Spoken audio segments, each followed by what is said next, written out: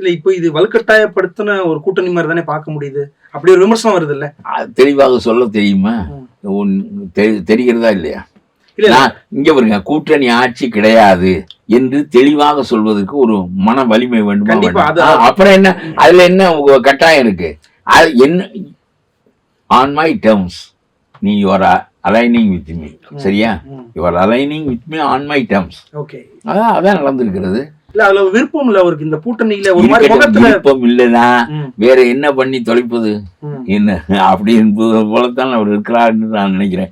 கடைசியில கூட ஏதாவது கோக்கமாக்கு நடந்தால் விஜய் இந்த பக்கம் சேர்ந்து மற்றவன் சேர்ந்து இது அந்து போனாலும் போகும். இன்னும் ஓராண்டுக்கு முன்னாடி வைக்க கூடாது கூட்டணி எல்லாம்.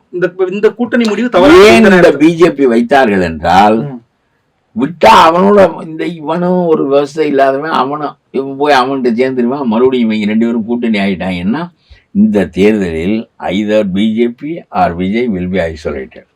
இதுதான்.